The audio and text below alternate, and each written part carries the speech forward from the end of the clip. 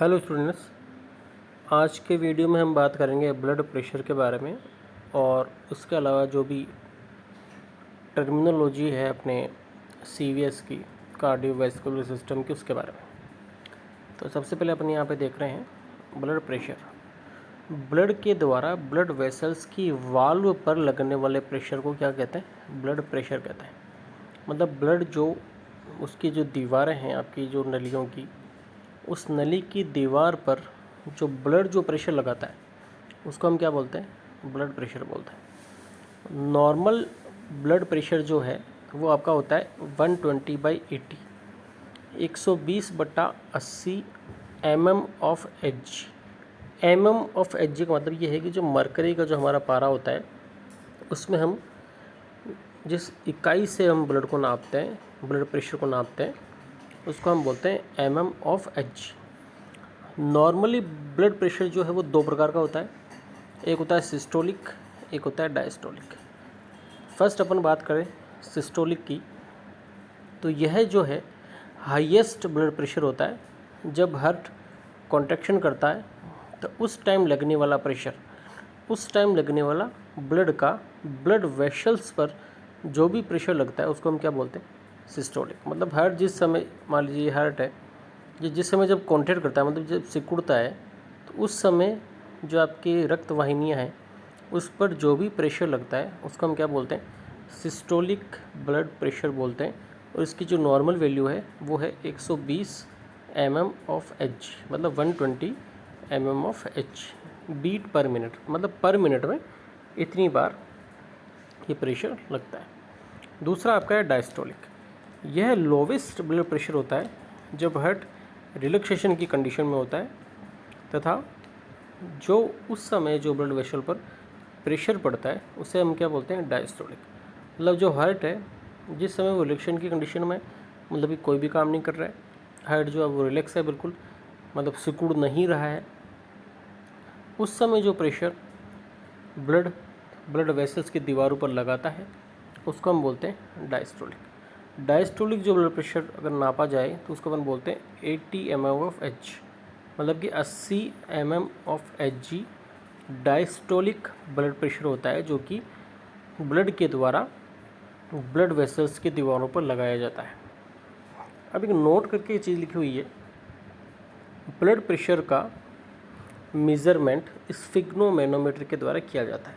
एक इंस्ट्रूमेंट है जिसको अपन बीपी इंस्ट्रूमेंट भी बोलते हैं, और इसका जो टेक्निकल नाम है वो है स्फिग्नोमेनोमीटर। मतलब इसके द्वारा जो है आपका ब्लड प्रेशर का मेज़रमेंट किया जाता है। इसके बाद अपन बात करते हैं हार्ट रेट की। तो हार्ट रेट में हम पढ़ते हैं कि जो नॉर्मल एडल्ट की हार्ट रेट है वो है 72 बीट पर मिनट। एक जो नॉर्मल एडल्ट है उसकी जो हार्ट रेट अगर पूछी जाए तो वो कितनी होगी?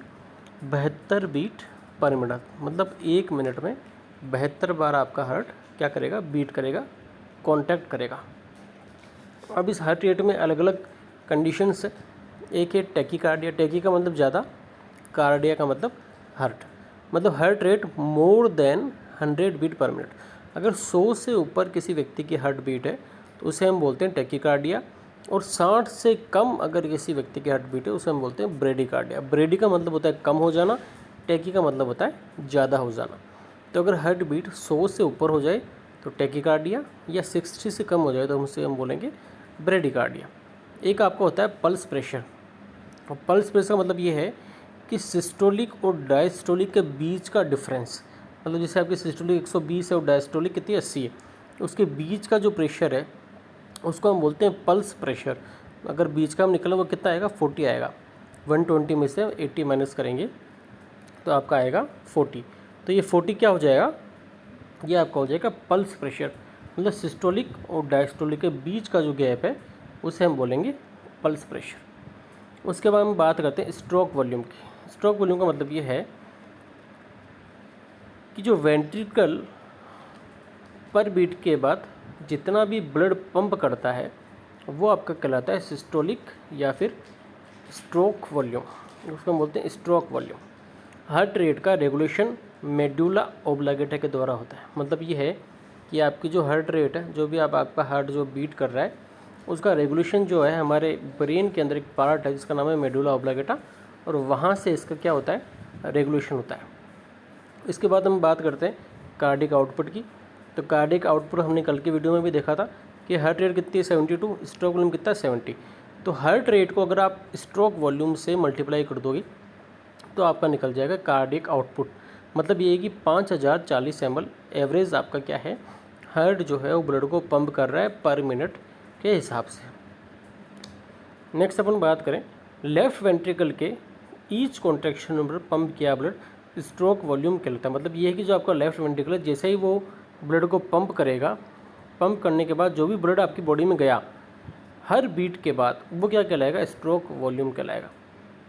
एवरेज क्या है ये 70 ml। एवरेज क्या रहेगा पर बीट में आपका जो हार्ट जो ब्लड फेंकता है बाहर बॉडी में वो कितना फेंकता है 70 ml।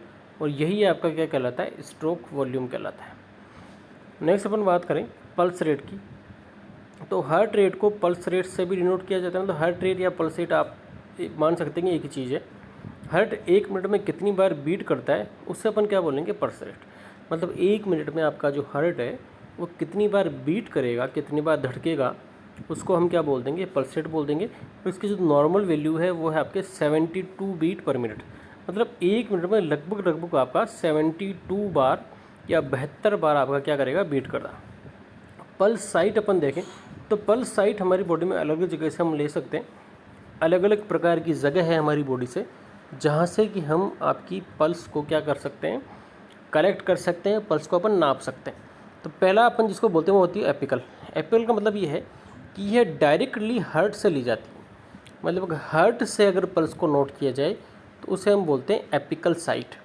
In left side in between 4th to 5th intercostal space just below the nipple and mid line of clavicular line. जो आपके निप्पल्स हैं, आपके जो चेस्ट के ऊपर जो निप्पल लगे हुए हैं उस निप्पल के बिल्कुल बीचों बीच में से अपन कहाँ पर देखेंगे, 4th और 5th जो आपकी इंटरकोस्टल लाइन है उस इंटरकोस्टल लाइन से अपन एपिकल पल्स को अपन नाप सकते हैं। ठीक है, स्टेथोस्कोप से नापा जाता है और यहाँ से अपने को एक्यूरेट क्या मिल जाती है, पल्स मिल जाती है या आपकी हार्ट बीट मिल जाती है। दूसरे अपन ले सकते हैं रेडियल से। रेडियल का मतलब ये है कि जो आपकी रेडियल बोन है जो आपके रिस्ट में होती है वहाँ पे आपकी आर्टरी होती है, इसको हम बोलते हैं रेडियल आर्टरी। तो रेडियल आर्टरी से भी आप क्या ले सकते हो, पल्स ले सकते हो। उसके अलावा ब्रेकियल आर्टरी से भी ले सकते हो। यह आर्टरी पल्स साइट की ब्रेकियल फोसा और एल्बो जॉइंट में प्रेजेंट होती है। मतलब जो आपका एल्बो जॉइंट है वहाँ पर जो आर्टरी होगी उसको हम क्या बोलेंगे, ब्रेकियल आर्टरी। तो एपिकल से ले सकते हो, रेडियल से ले सकते हो, ब्रेकियल से ले सकते हो। उसके बाद अपन बात करेंगे कैरोटिड। कैरोटिड कहाँ पर होगी, यह आर्टरी जो है आपके नेक में प्रेजेंट होती है। मतलब नेक में राइट और लेफ्ट दोनों तरफ आपके कैरोटिड आर्टरी क्या होगी, प्रेजेंट होगी। वहाँ से आप भी आपकी जो पल्स रेट है या फिर जिसको अपन हार्ट रेट भी बोल सकते हैं वहाँ से अपन काउंट कर सकते हैं। नेक्स्ट अपन बात करें टेम्पोरल। टेम्पोरल का मतलब कान के आगे के हिस्से में पाई जाती है। मतलब कान का जो आगे का हिस्सा है वहाँ पर आर्टरी होती है, इसको हम बोलते हैं टेम्पोरल। तो वहाँ से भी आप क्या ले सकते हो, आपकी पल्स रेट ले सकते हो। नेक्स्ट अपन बात करें फीमोरल। जैसे नाम में ही है, फीमोरल का मतलब है फीमर बोन में। फीमर बोन में जो आपकी आर्टरी है वहाँ से भी आप क्या ले सकते हो, ब्लड का या फिर आपके जो पल्स है उसका क्या ले सकते हो, प्रेशर ले सकते हो। और आप उसको काउंट कर सकते हो कितनी पल्स पर मिनट में आ रही है। नेक्स्ट आपके पॉप्लिटियल। पॉप्लिटियल का मतलब है कि जो पॉप्लिटियल फोसा जो है जो कि नीज जॉइंट के पीछे, आपका जो नीज जॉइंट है, घुटने का जॉइंट है, उस जॉइंट के पीछे जो आर्टरी है वहाँ से भी आप काउंट कर सकते हो पल्स रेट को। नेक्स्ट है डोर्सलिस पेडिस। डोर्सलिस पेडिस का मतलब ये है कि आपका जो फुट है उस फुट के अगले हिस्से में जो आर्टरी है वहाँ से भी आप क्या कर सकते हो, इसको काउंट कर सकते हो। तो यहाँ से हम क्या कर सकते हैं, आपकी जो पल्स रेट है उसको हम काउंट कर सकते हैं। अब अपन जनरल बात करेंगे कि हमारी बॉडी में जो ब्लड वेसल्स है वो कौन कौन से प्रकार की होती है। तो सबसे बड़ा जो प्रकार है उसको अपन बोलते हैं एरोटा। एरोटा जो है लेफ्ट वेंट्रिकल से ओरिजिनेट होता है, मतलब कि लेफ्ट वेंट्रिकल से निकलता है, जहाँ पर एरोटिक वाल्व पाया जाता है। इस जो एरोटा जो आपकी सबसे बड़ी धमनी है जिसको अपन महाधमनी बोलते हैं, वहाँ पर एरोटिक वाल्व प्रेजेंट होता है। एरोटा अपर की तरफ राइट साइड में जाकर हार्ट के पीछे से नीचे की तरफ चली जाती है। मतलब हार्ट के पीछे से होकर कहाँ चली जाती है, बॉडी में। नीचे का मतलब बॉडी में चली जाती है। इसके अलग अलग पार्ट होते हैं। बेसिकली 3 पार्ट में डिवाइड किया गया, एक असेंडिंग एरोटा, यह एरोटा लेफ्ट वेंट्रिकल से निकलकर राइट साइड में अपर की तरफ जाती है, जिसकी दो ब्रांचेज है, एक तो राइट कोरोनरी और एक लेफ्ट कोरोनरी। मतलब एक दो आर्टरी में ये डिवाइड होता है, इसको अपन बोलते हैं राइट कोरोनरी आर्टरी और लेफ्ट कोरोनरी आर्टरी। यह दोनों आर्टरी हार्ट को क्या करती है, ब्लड सप्लाई करती है। ये जो दोनों आर्टरी एरोटा की जो ब्रांचेज है, जो कि किसकी ब्रांच है, असेंडिंग एरोटा की, ये आपस में वापस में जुड़कर किसको सप्लाई करेगी, आपके हार्ट को ही सप्लाई करेगी और ब्लड की क्या करेगी, इसको मात्रा या इसको सप्लाई करेगी। दूसरी जो उसकी ब्रांच है उसको हम बोलते हैं arc of aorta. Arc of aorta का मतलब ये है कि जहाँ पर एरोटा हार्ट के पीछे की साइड टर्न होकर और आगे सप्लाई करता है, उसको हम क्या बोलते हैं, आर्क ऑफ एरोटा। मतलब एरोटा आगे जाकर कहाँ मुड़ जाए, पीछे की तरफ। और आर्क और एरोटा की भी तीन ब्रांचेज है, एक तो है brachiocephalic artery, left subclavian artery और लेफ्ट कॉमन कैरोटिड आर्टरी। ये सभी अलग अलग सप्लाई करती है। और कहाँ कहाँ करती है, पहले अपन बात करें ब्रेकियोसेफेलिक आर्टरी की। तो इस आर्टरी की भी दो ब्रांच है, एक तो है राइट सबक्लेवियन, एक है राइट कॉमन कैरोटिड। तो राइट जो है सबक्लेवियन वो क्या सप्लाई करेगी, राइट आर्म को, और राइट कॉमन जो है वो राइट साइड में हेड एंड नेक को क्या करेगी, ब्लड सप्लाई करेगी। इसमें नेक्स्ट जो आता है वो आता है लेफ्ट सबक्लेवियन। लेफ्ट सबक्लेवियन भी दो जगह सप्लाई करेगी, इसमें हम देख सकते हैं लेफ्ट आर्म को करेगी, उसके अलावा लेफ्ट कॉमन कैरोटिड, मतलब ये लेफ्ट साइड का जो आपका हेड और नेक है वहाँ पर ये क्या करेगी, सप्लाई करेगी। ये डायग्राम से दिखाया गया है, देखिए ये आर्क ऑफ एरोटा है, ठीक है, कि यहाँ पर डिवाइड हो रहा है और यहाँ पर डिवाइड हो रहा है। इस हिस्से को अपन बोल दिया लेफ्ट सबक्लेवियन, इसको बोल दिया लेफ्ट कॉमन कैरोटिड। यहाँ पर आपका हो गया राइट सबक्लेवियन और यहाँ पर आपको या राइट कॉमन कैरोटिड। तो ये दोनों तरफ क्या कर रहा है, सप्लाई कर रहा है। नेक्स्ट अपन देखें कि लंग्स को जो ब्लड सप्लाई कर रही है उसको अपन क्या बोल दिया, ब्रोंकियल आर्टरी। लंग्स को जो ब्लड सप्लाई करती है उसको अपन क्या बोलते हैं, ब्रोंकियल। तो असेंडिंग के बाद जो अपना एरोटा का दूसरा पार्ट है उसको हम बोलते हैं डिसेंडिंग। डिसेंडिंग का मतलब कि हार्ट के पीछे से नीचे की तरफ एरोटा चेस्ट कैविटी से निकलकर एब्डोमिनल रीजन में चला जाता है। मतलब एब्डोमिनल रीजन में जहाँ पर सप्लाई करेगा उसको हम बोलते हैं एब्डोमिनल एरोटा। तो यह जो एब्डोमिनल एरोटा है ये दो हिस्सों में डिवाइड है, एक तो है थोरेसिक, एक है एब्डोमिनल। थोरेसिक का मतलब कि इस एरोटा में ascending aorta, arc of aorta, descending aorta को इंक्लूड किया जाता है, जिसके जो डायफ्राम के लेवल तक सप्लाई करते हैं। और एब्डोमिनल एरोटा का मतलब है कि इस एरोटा में नीचे की तरफ जो रीजन्स है आपके, जो कि आपके किस में जा रहे हैं, एब्डोमेन में, उसको क्या किया जाता है, शामिल किया जाता है। नेक्स्ट अपन बात करते हैं सीलियक प्लेक्सस के बारे में। तो सीलियक प्लेक्सस का मतलब ये है कि जहाँ पर एब्डोमिनल एरोटा जो है आपका वो अलग अलग ब्रांचेज में डिवाइड हो जाता है, अलग अलग ब्रांचेज में क्या हो जाता है, बढ़ जाता है। तो ये जो ब्रांचेज है वो अपन पढ़ेंगे आगे। इसमें अलग अलग आर्टरीज आ जाती है। एक तो आपकी आती है गैस्ट्रिक, गैस्ट्रिक का मतलब जो कि स्टोमक को सप्लाई करेगी। हिपेटिक, हिपेटिक का मतलब जो कि लीवर को सप्लाई करेगी। स्प्लेनिक जो कि क्या करेगी, स्प्लीन को सप्लाई करेगी। सिस्टिक का मतलब जो कि आपकी गाल ब्लैडर जो है उसको सप्लाई करेगी। मिजेंट्रिक का मतलब जो कि आपके एसटी और एलटी को सप्लाई करेगी। और एड्रिनल आर्टरी का मतलब जो कि आपके एड्रिनल ग्लैंड को सप्लाई करेगी। रीनल का मतलब जो आपके किडनी को सप्लाई करेगी। और उसके अलावा गैस्ट्रिक आर्टरी जो कि आपके स्टोमक को सप्लाई करती है, उसके भी फिर अलग अलग ब्रांचेज है। इलियक आर्टरी जो कि पेल्विक रीजन के अंदर आपको क्या करती है, ब्लड को सप्लाई करती है।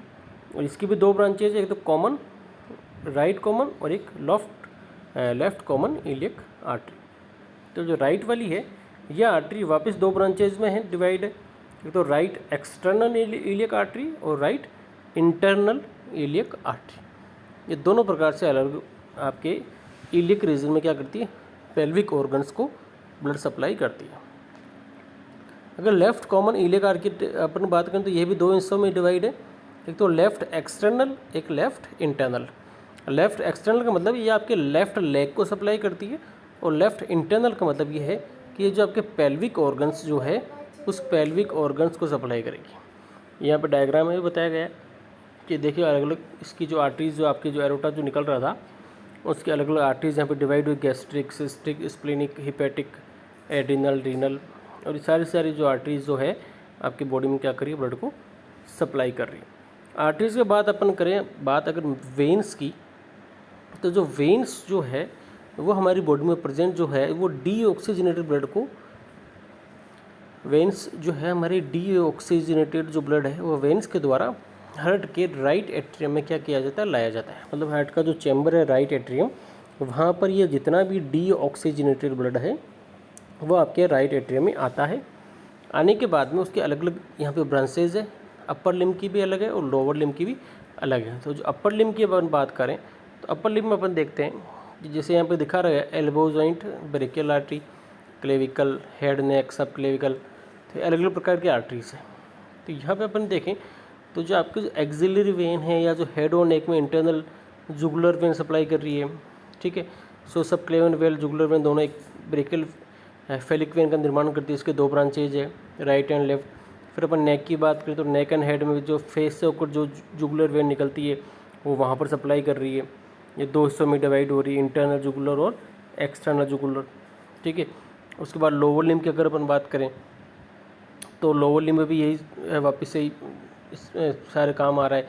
जैसे पॉप्लेटल वेन आ रही है, आपकी फीमर आ रही है, फीमोरल आ रही है, एक्सटर्नल और इंटरनल जो आपके इलियक वेन है वो सप्लाई पहुंचा रही है, राइट और लेफ्ट जो इलियक वेन है वो पहुंचा रही है। जैसे अपन डायग्राम में भी देख सकते हैं, ये आपका जो लेफ्ट जो लोअर लिम्ब है, जो आपके पैर की जो आर्टरी जैसे फीमोरल हो गई, आपके थाई की, पॉप्लेटियल जो आपके घुटने के पीछे है, टीबियल जो आपके फुट रीजन में है, ठीक है। तो ये सभी आर्टरीज सभी वेन्स क्या कर रही है, आपके ब्लड को राइट एट्रियम में ले जाकर आगे राइट एट्रियम में क्या करिए, डीऑक्सीजनेटेड ब्लड को डाल रही है, जो कि आपके जाता है इन्फीरियर वेना केवा से। तो इस प्रकार से ये सारा जो है आपका आर्टरी और वेन का सिस्टम रहता है, जिससे कि क्या होता है ब्लड जो है चाहे वो ऑक्सीजनेटेड हो चाहे वो डीऑक्सीजनेटेड हो, वो हार्ट में पहुंचता है और हार्ट के द्वारा वापस से वो हमारी बॉडी में कंटिन्यूसली सप्लाई होता रहता है। तो ये अपन ने इस रैपिड रिवीजन क्लास में ये देखा है कि आपका जो हार्ट है उसके द्वारा उसमें क्या क्या आर्टरी और कौन कौन सी वेन्स जो है वो काम आ रही है और किस प्रकार से ब्लड जो है हमारी बॉडी में आगे एक चैम्बर से दूसरे चैम्बर में और हमारी बॉडी में क्या हो रहा है, ट्रांसफ़र हो रहा है, और उसका जो प्रेशर है वो भी हमने इस क्लास में देख लिया है। तो इसी प्रकार की रैपिड रिवीजन क्लासेस देखने के लिए चैनल से जुड़े रहें। और अपन बहुत फास्ट रिवीजन कर रहे हैं एनाटॉमी एंड फिजियोलॉजी का। अपन नेक्स्ट क्लास में अपना जो आज जो लास्ट क्लास थी अपनी कार्डियोवैस्कुलर सिस्टम की, नेक्स्ट क्लास में अपन कोई नया सिस्टम स्टार्ट करेंगे। तब तक के लिए थैंक यू।